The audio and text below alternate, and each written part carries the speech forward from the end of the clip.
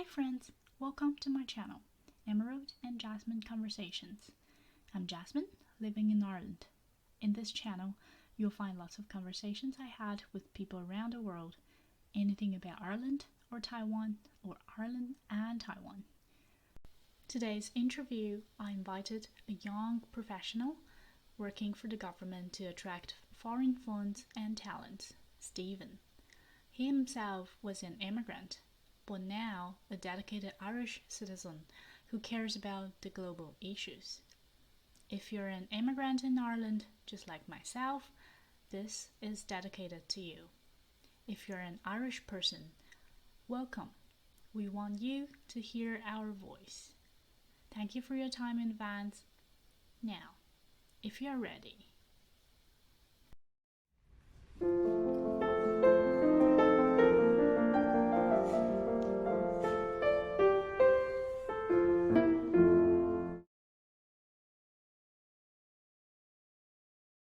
Welcome, our second guest.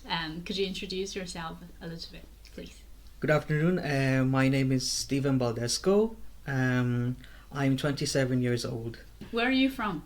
I'm originally from the Philippines, but I've lived in Ireland for, I think, nearly 17 years now. Oh, wow. So basically you're just Irish. I am, effectively. Yeah. Effectively, with a bit of Filipino in me, so, we have to deal with those issues. But I practically call myself Irish and Filipino. How do you feel about living here for 17 years? Do you miss the Philippines? And let's just say living here in Ireland has been a life-changing experience. Positive? For me. Positive. A very, very, definitely very positive experience.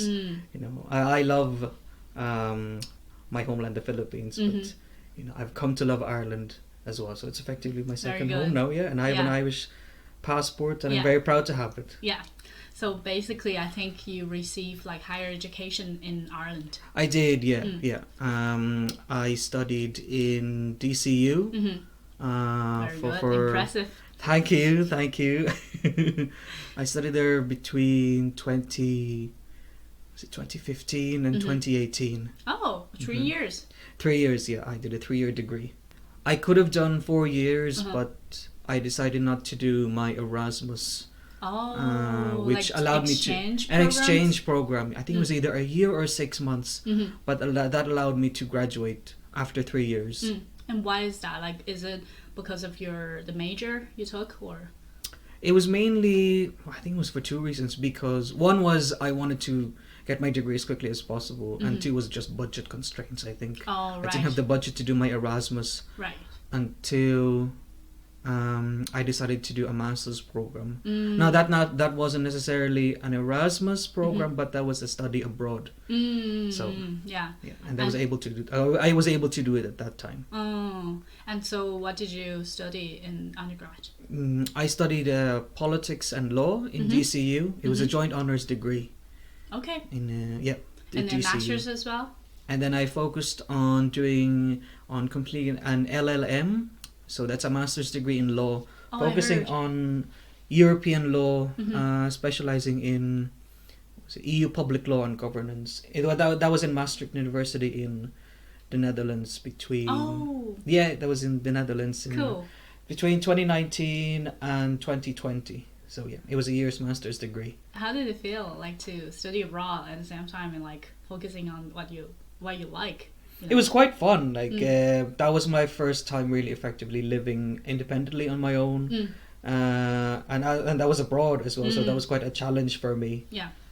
And studying abroad, as everyone would know, was quite fun. Yeah. So it was a great experience, and notwithstanding COVID, so that kind of cut off my year-long study in the Netherlands. I had to come home to Dublin in March of 2020, and I had to do the rest of the year studying from home. So it was just all online lectures and finishing my thesis here. So if you had the chance to study there and finish it there, would you say you might want to stay in the Netherlands or move to Belgium, for example? I don't think that would have been possible for me because I always intended to come home. Oh, okay. In July. Yeah, I always intended to come home because I wanted to come back here and work in government. That was my goal after my master's degree. Very good. You're dedicated to Ireland. I Very am. proud of you. I am. So, I am. are you doing what you always wanted to do right now? I've always wanted to work in government, Mm-hmm. and that's what I'm doing right now. So I'm Mm-hmm. very happy with Mm-hmm. where I am at the moment. Mm-hmm. And what do you typically do at the government? I work in a government agency Mm-hmm. that's focused on primarily attracting foreign direct investment. And I've been there for 3 years now. Right after I came back from the Netherlands, I applied and I got in September of that year. And what is it like at work? What do you have to do every day? So our department is quite small. Now I can't really talk a lot about the work that we do. Yeah. But basically we help companies that are here already in helping them transform or grow their operations. When you say transform, what do you mean?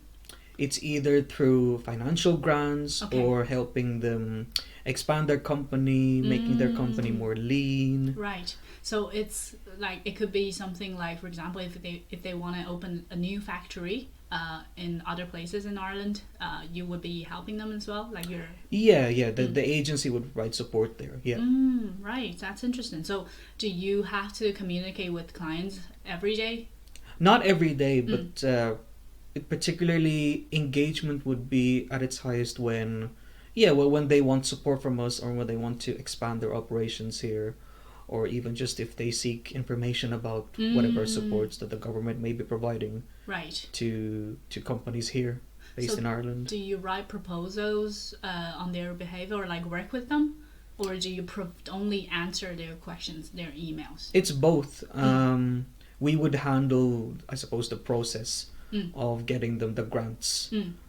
It's quite a laborious process, and we would require a lot of information from the clients in order to get the grant to them. And can you talk a bit about like how you know you could work with this client? For example, like is it based on your degree, so they would assign you specific cases, or is it like you're just working under a team and you just have to deal with any kinds of like all the fields? In the agency, it's divided into different fields. So for example, if it's a technology company or a biopharmaceuticals company, or a financial services company, that's what you would be working on if you were assigned to that department. And so would you say, like, for example, for pharmaceutical companies, do you think they would come from a background like medicine or pharmacy or like public health, that kind of degrees? It's definitely an advantage, but it's not necessarily required for people who wish to work, in those departments. But they would definitely welcome someone with those qualifications. Yeah. So do you have to go in the office every day? No, it's a hybrid work setting. So nice. Yes, it's quite good. Yeah, it's quite good, and it does allow for a lot of flexibility. And I think this was only launched, as far as I know, when COVID hit. Yeah, I think most companies did that during COVID as well. Yeah. My company as well, but they kind of also like ask us to go in the office 8 days per month. So it's 8 days per month. Yeah, but that's the minimum, is it? Yeah, that's the minimum. We have an app that you can like sign in, and so I heard that some people would just sign in but didn't go in the office physically, so like to have the record like that. But are they very strict about this rule, like going in the office, because it's hybrid, right? From my experience, no. As long as the work gets done, perfect, then it should be okay. Yeah, especially because a lot of people in the agency would have families, so the flexibility is a huge boost to them in terms of getting stuff done or just having quality time with their families. Yeah, true. So it's good. Yeah, it's a good setup, definitely. But do you have to meet the clients physically?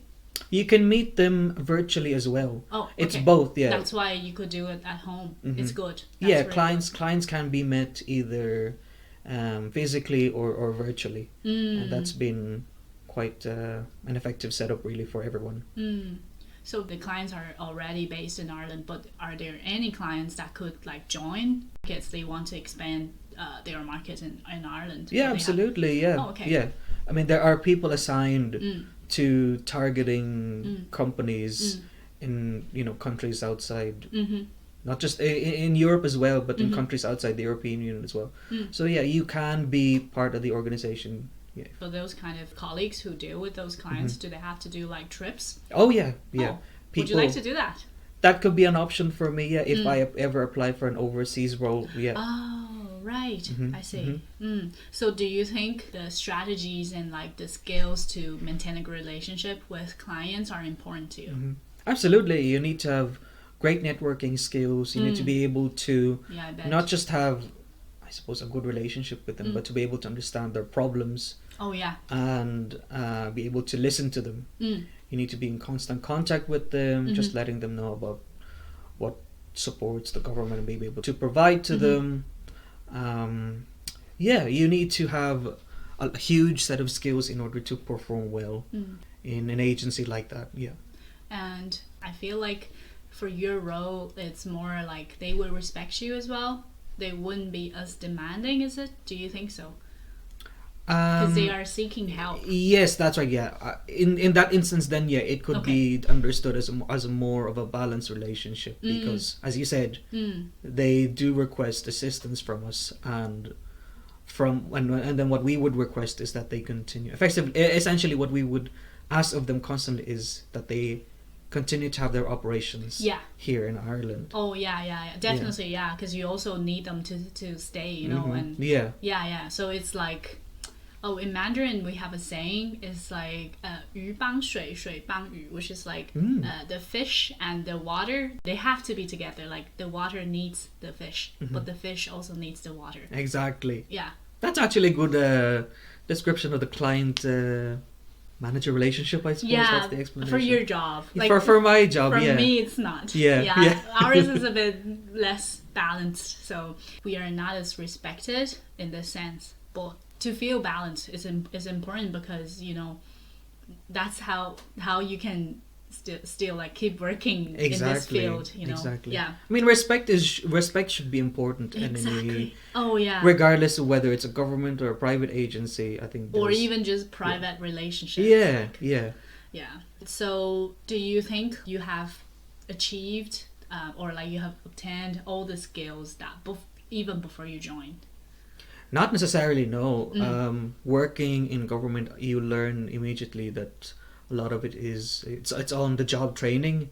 There's always an opportunity for learning. Training sessions are always important. Even just working with colleagues, that's already a learning process. Like teamwork as well. Well. Teamwork, communications, leadership, networking. Being creative in whatever solutions that you can provide, not just to clients but to people within your team.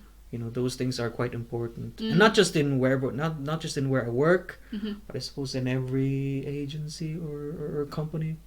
I think when I was still an intern, I got an advice from someone who's been in the industry for 10 years or something. He told me, if you want to be really valuable to your company, what you should do is to try to create a sustainable solution. So it's something that's replicable for others, so you don't only solve the problems when you encounter them, and when you also try to work with your team. Do you think you also try to adopt this method at work? Most definitely. Yeah.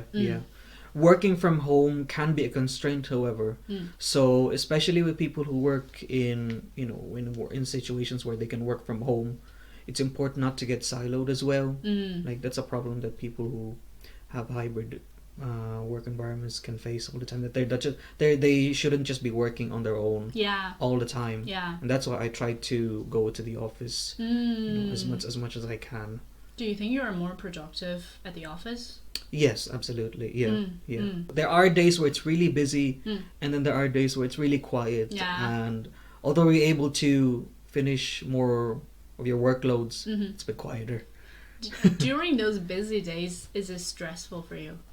Yeah, it's quite stressful. Yeah, because so even though I work in a small team, I have to handle all the requests. I have to make sure that I'm doing what's urgent first of all. And know how to prioritize. I have to understand. Time management. Yeah, it's all about time management. Yeah.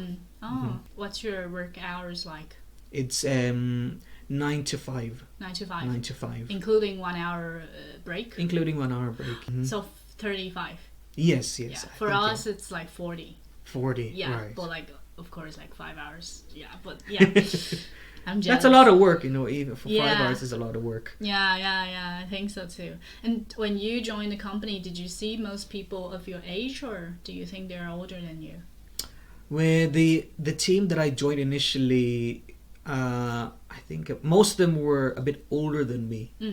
60-70% were much older than me. Okay. But that wasn't really a problem because in the organization there's always a new intake of young people working. So you're not just being surrounded by people who are quite older than you. So yeah.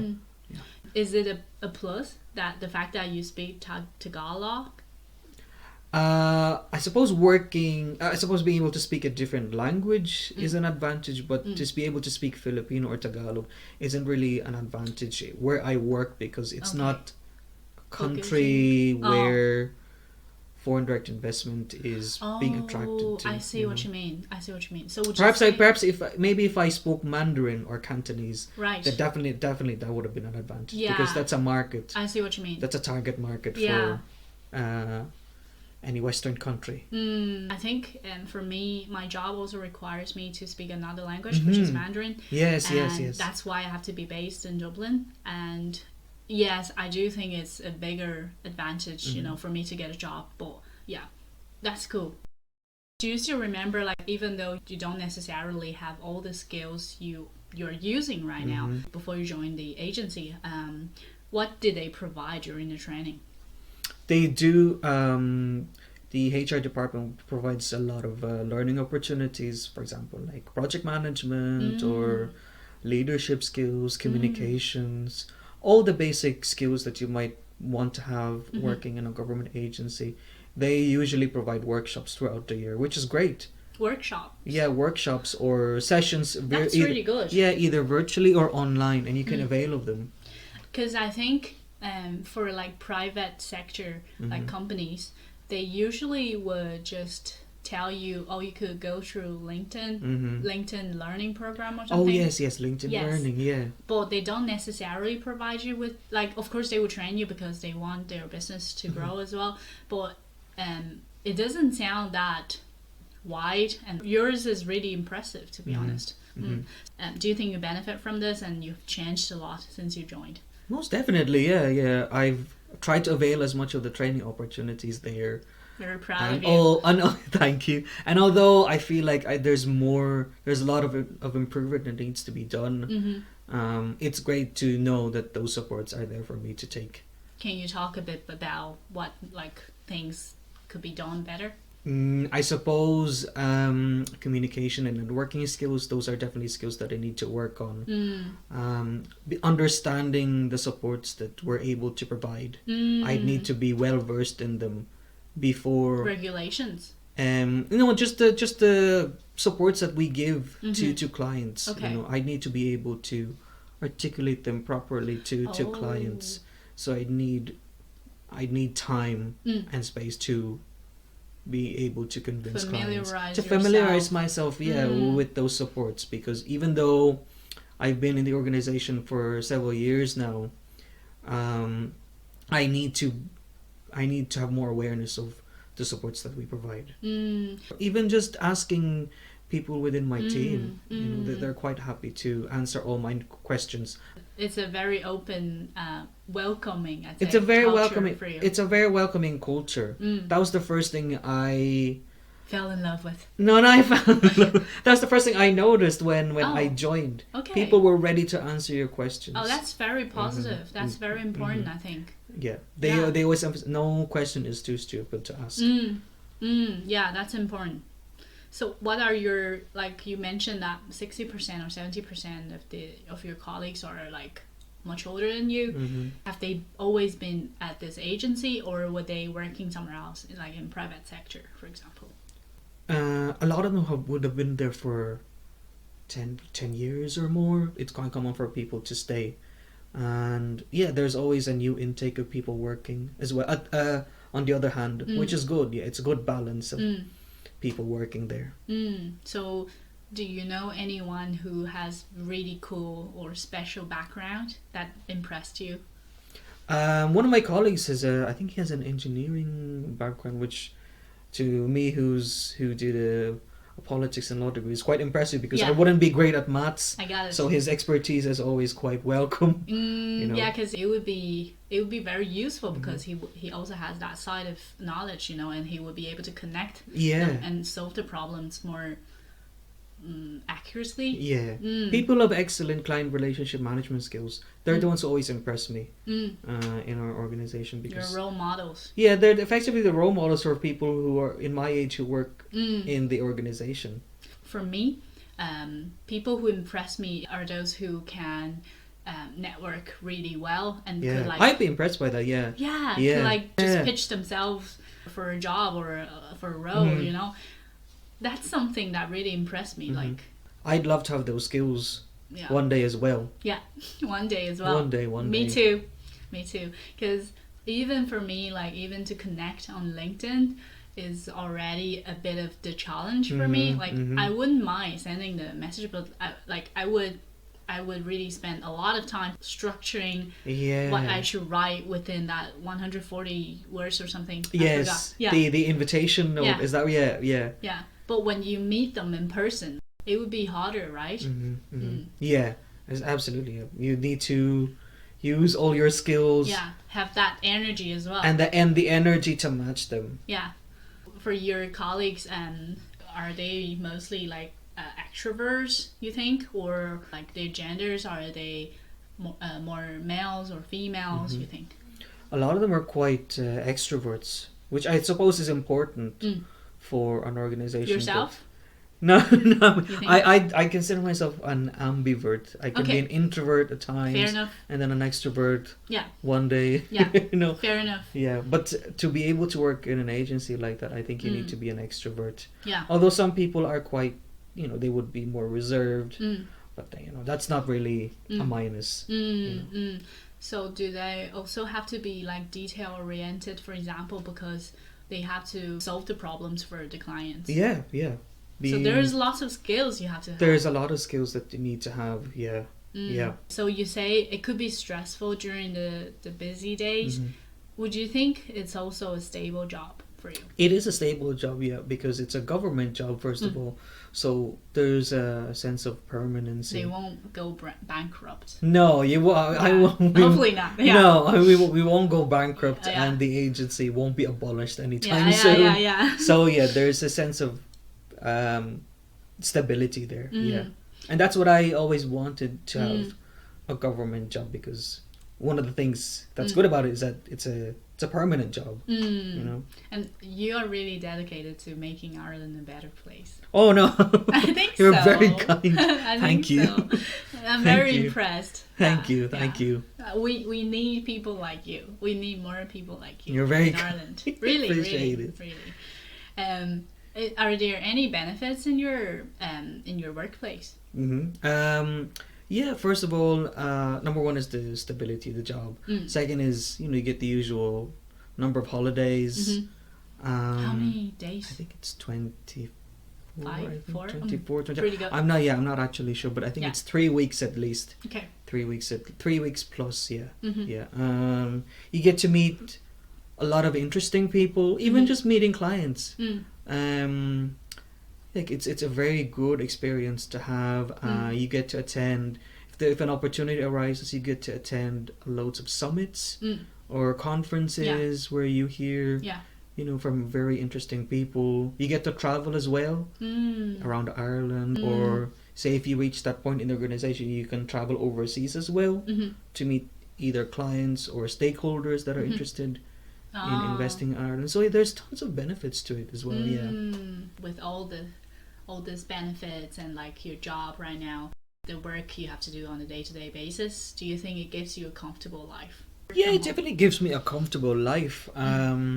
I suppose I need to work my way upwards in order to have financial stability, because that's important right now. At this point, I wouldn't say it provides a lot of financial stability. Job stability, definitely, but financial stability, no. Yeah, I got it. Yeah. So what we talked about, like we couldn't, like the fact that we couldn't disclose the name, would you say that it shows that compliance is very important at your job? Yeah. Like any government agency, data protection laws are quite important. I guess you also are not allowed to buy stock. No, we're not allowed to buy stock. As far as I know, anyway. I suppose that's a conflict of interest if you buy stock. Yeah, or like, what's it called? Insider trading? Insider trading, yeah. Yeah, because my company doesn't allow us, or like, I think my clients are also not allowed to buy stock, invest in stock, or like, what's it called? Cryptocurrency, either. Right? Yeah, because we'll be exposed to lots of industries, and like if a company wants to merge another one or wants to invest in another one, we would do a lot of research on that as well. So we're not allowed to buy stock. Okay. So I think for us that's the reason, and I was wondering, like, I was just thinking maybe for you it's the same. Yeah, I think it's not allowed, definitely. Then in that case, would you be able to discuss publicly available industry trends that you have seen in general, or in the world, or in Ireland? I suppose people are always on about artificial intelligence right now. Oh yeah. There's a huge deluge of companies that are investing in AI at the moment, so that's definitely a challenge that companies need to be aware of. Yeah. Buzzwords. Yeah. And I want to also know, like, you're doing such an interesting job, how did you get exposed to it the first time? It was essentially just when I was job searching, so it wasn't like on Google. It was online. Yeah, I would look. What were the keywords? I would look through government agencies. Oh, right.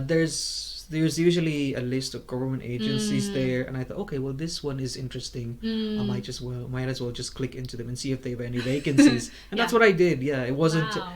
Just any more complicated than that. Yeah. So it's not like somebody introduced this agency to you, or at the job fair or something, they were there. Actually, I did have a former classmate who was working there, but this was years ago. I suppose that kept that in my mind, and I thought, okay. Did you contact the classmate? No, because I don't think that would have been allowed. Oh, that would have been considered canvassing, I think. Okay. If canvassing. Yeah, as in convincing people within an agency or government to like promote you. I think that's what it means. It's not allowed. It's not allowed. Yeah, you can't really talk with other people in that government organization while you're applying. I thought because for private sector we do encourage employees to like refer their friends or colleagues, not colleagues, like just friends maybe. So something like that, it's not allowed. As far as I know, I don't think referrals are allowed. Right. Yeah, or canvassing as they call it. Fair enough. So you just saw that and you're like, oh, like first of all, I also want stable jobs, and I went through the government website and then I found this agency, and you just applied. That's it. Yeah. And then I went through the interview process, and then they called me. How many interviews did you do? Do you remember? I did two panel interviews, I think. Yeah. And do they focus on like your degree, your background, or do they focus more on like your skills? Skills mostly. I mean, obviously educational attainment was important, but it wasn't required, as in it wasn't a requirement to have a business degree or a marketing degree. Provided that you have the third level qualifications, then you were okay. It's a general requirement. Yeah. Right. So I guess like from what we like throughout the interview, I can say you really enjoy your work. I do, yeah. That's perfect. It's great, yeah. So would you say like you would like to do this job for the long run, or would you also consider some other opportunities? I mean, I like my job, but it wouldn't be far away from my mind to explore opportunities in other departments as well. Provided that it's a government agency, then I'd be willing to consider it as well. Take more challenges. Yeah. And do people usually do that as well? Like, some people do go to the private sector and actually work for client companies, or they move on up within the organization. But there's no taboo against exploring other opportunities. Would you say there's some private companies that could be considered your competitors? I think it's quite niche, like for you, but like for this agency, but is there something like other companies are doing this as well? No, it would be the equivalent agencies of other countries. They would be the competitors. Right. Oh yeah. Exactly. Yeah. Because they would also want to attract other companies, enterprises to their countries. Like, how can Ireland win this? Not talking about rugby, by the way. I hope they how win. Ireland can win this. I think Ireland has already quite a very strong value proposition. So first of all, the language. The language, it's in the European Union. Very business friendly environment. There's loads of supports for businesses that are investing here. The culture is quite vibrant, and that's what companies would look for, so that their employees aren't drained all the time when they come here. But like any other country, there are challenges that are remaining. There's challenges in infrastructure, which people are quite aware of, and I wouldn't need to elaborate further. But those are challenges that are being dealt with at the moment. Well, we all know that right now we have the housing crisis right now in Ireland.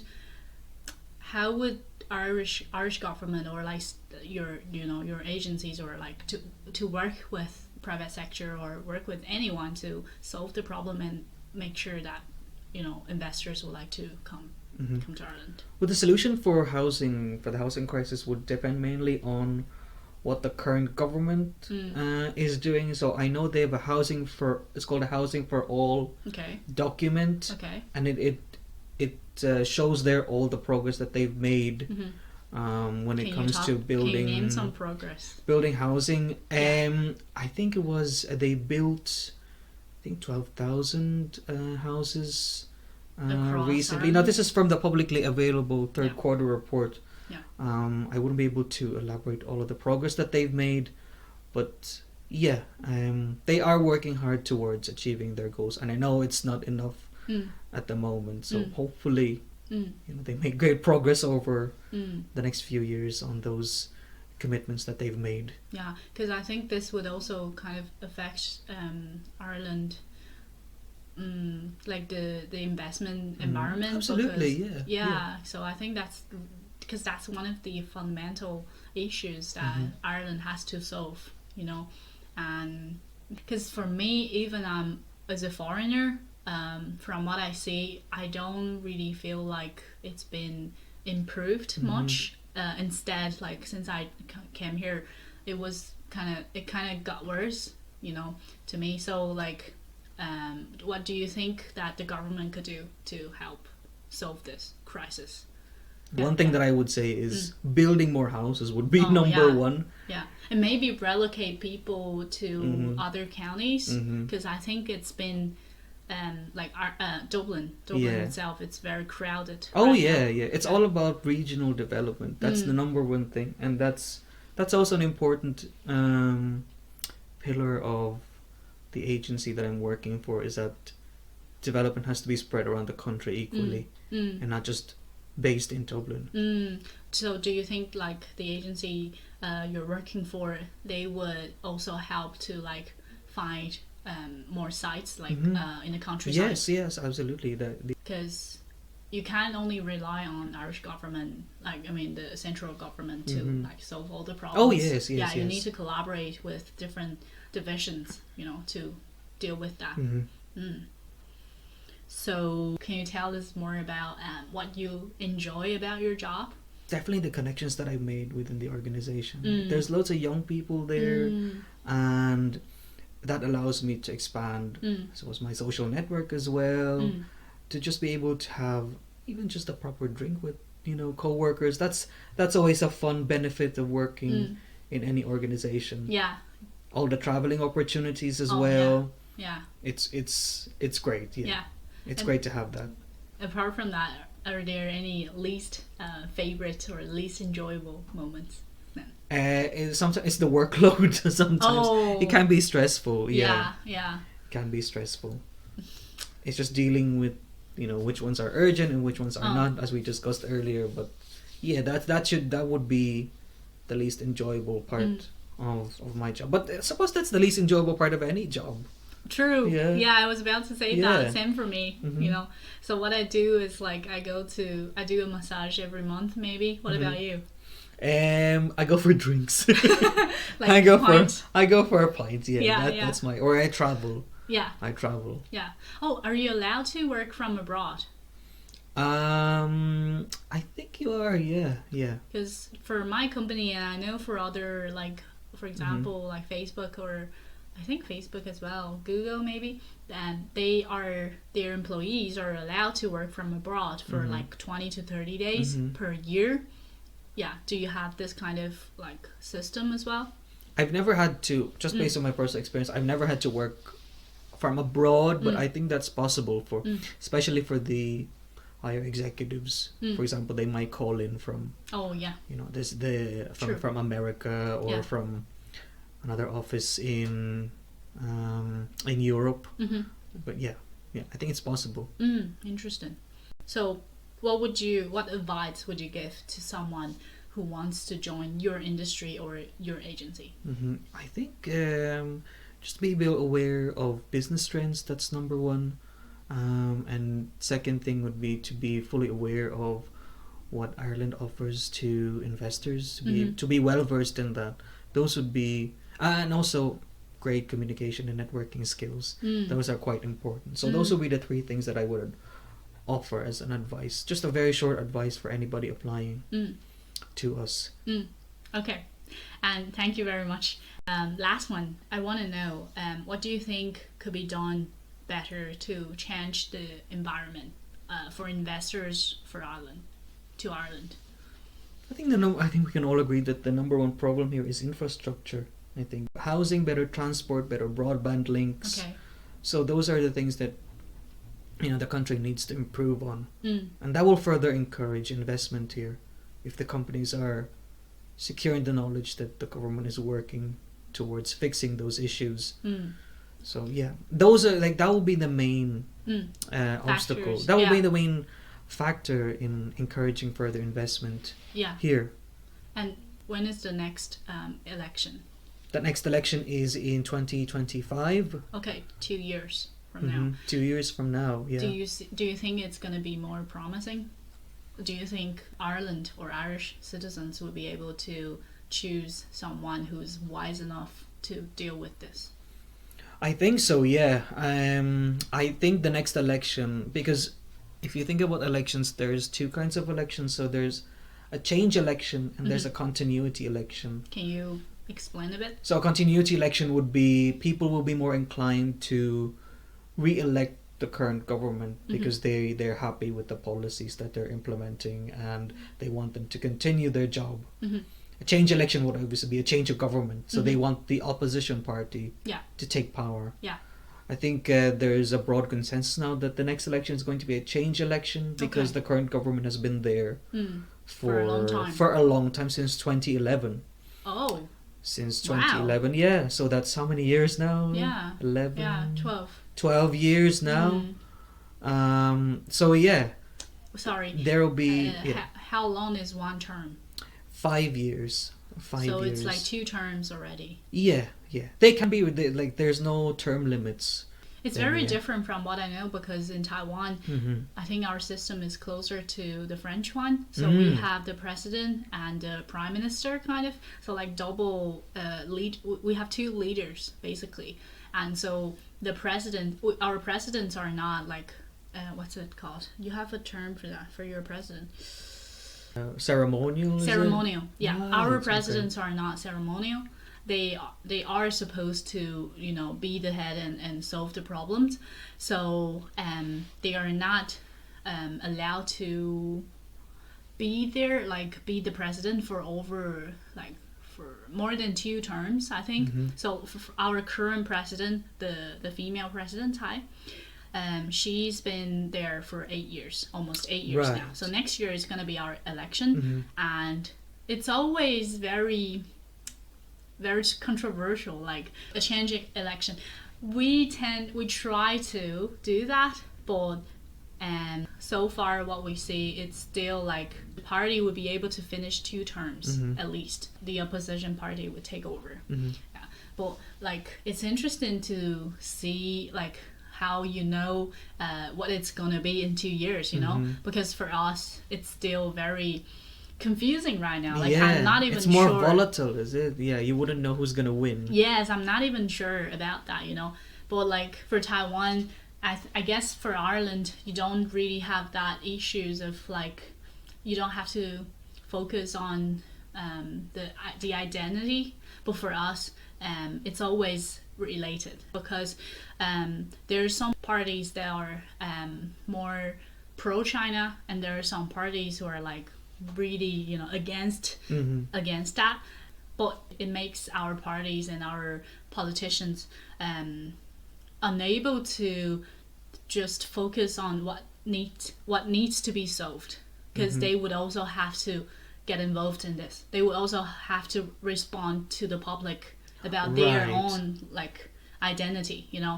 Yeah, it's really hard, but it's great to see that Ireland, or most normal countries, don't have to deal with that. So you could focus on what needs to be done. Yeah, it's a Taiwan specific issue where you have to talk about whether you're anti-China or you're pro-China. Yeah.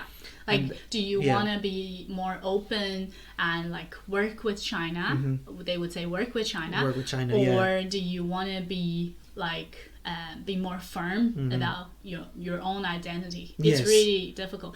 Like even if sometimes we compare Taiwan and China as like with like South Korea and North Korea, I don't think South Koreans want to be part of like to be North Koreans. You know what I mean? No. Yeah, but there is indeed some Taiwanese people who used to think they would like to be Chinese, so that makes it really hard to actually focus on what needs to be improved.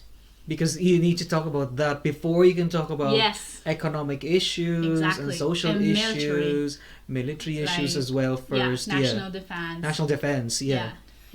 So it makes it really hard, and I really hope that Ireland would be able to just solve the problems. Like I love Ireland, I enjoy my life here, but I'm sad to see this. And like when Taiwanese people are coming to Ireland for working holidays, I always don't know if I should encourage them, like encourage more people to come. Like I love this place, so I want people to know, but then with those like housing crisis and inflation and like bills, I don't even know if they would be able to survive. They would be able to enjoy their lives here. So that's something I really hope Ireland would work on and improve.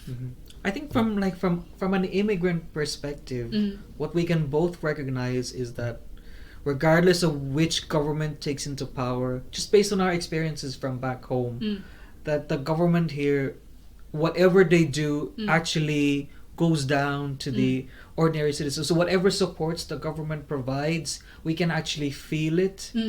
And whenever they try to deal with an issue, we can tell if there's an impact or not, because we compare it to the experiences in other countries. And just to go back on your point about housing and all those issues, the next election will be decided on housing.